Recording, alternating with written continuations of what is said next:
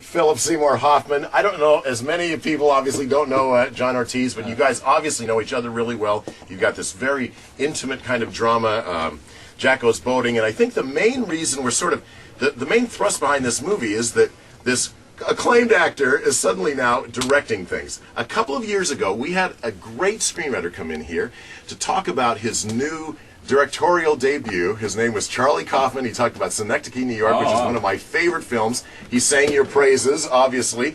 And I was wondering, watching, I know you've worked with lots of great directors, watching a newbie director for you, did you pick up anything from Charlie's struggles or his triumphs in that movie that helped you approach this, or are they completely different beasts? Well, no, they're similar. I think that some people, have a desire to do things other than the thing they're known for. Yeah.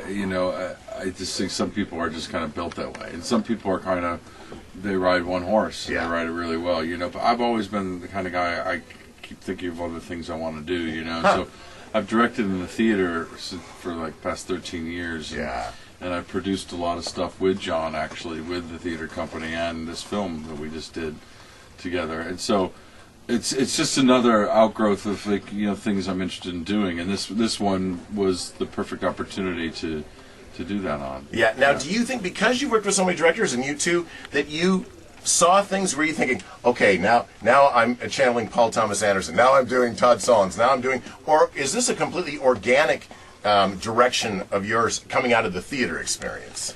I think it's more that than Yeah? the latter. Yeah, the organic thing coming out of my theater experience and coming out of the 20 years I've been working on film. And but that said, I've had the opportunity to work with some really great film directors, as John has. And I'm sure John would agree. You just kind of you kind of take it in, and so you're being influenced. That's just how artists are just influenced by each other. That's just the way it goes.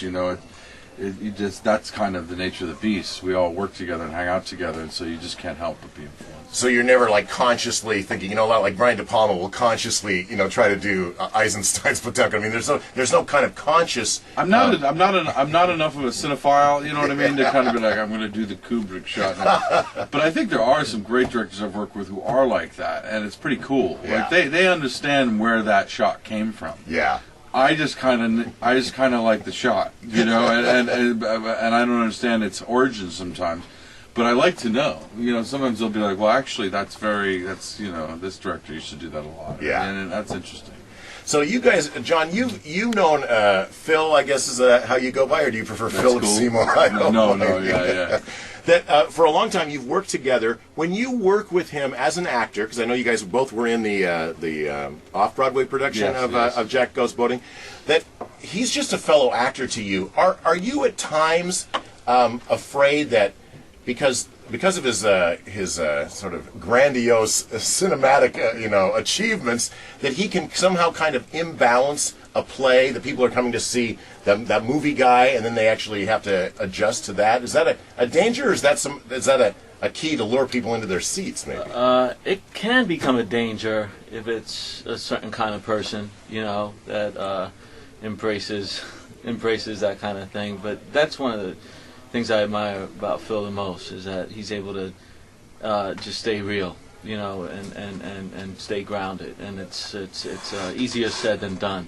I mean, I really, really admire that, because at the end of the day, it really is about the work, and it's a lot of times about taking those distractions that have absolutely nothing to do with the work and putting them aside and focusing on the work. And that's what makes him such a great director as well, is that he's able to see that with clarity, and take certain things that have absolutely nothing to do with what we need to accomplish, and put them aside, and have that focus. And I've also, John and I met on a play when I was 26 or something, and John was the lead, and I had a bit part in it. And that's how we met, And I say that because in New York and across the country, John is considered one of the great theatrical actors. Yeah. He's basically a common name that is talked about as, you know, Yeah. we should get John. An actor's actor? Just, Would that work? Yeah, an actor's Yeah. actor, and also just an incredibly well-known and highly respected Okay. guy. You know, so it's like when we're on stage together, It's just kind of we've worked together a lot. You Yeah. know, I mean, it's kind of it eases all those tensions you're talking about. so your celebrity, in effect, which doesn't have anything to do with talent, but your celebrity doesn't get in the way of your working relationship or what you put on the stage. Yeah, yeah. I mean, I've Yeah. been, you know, I was acting in plays with Labyrinth and in the theater in New York long before any kind of, you know, Capote thing came along. Yeah. So that helps that stuff. Yeah. So you guys are basically equal. I think I read that you were co-artistic directors of your theater company. What is it like to take direction from somebody who now is, I mean, you're equal in terms of humanity, but in terms of direction, are there times where you felt like, I could direct this, or here's how I would do it, or do you guys just, I don't know, as a director, are you, you know, autocratic, or are you kind of a, you know, share the wealth kind of a guy? Well, I mean, what's great about the relationship when it's working, at least with me and Phil, is that we rely on each other, you know, and in a positive way.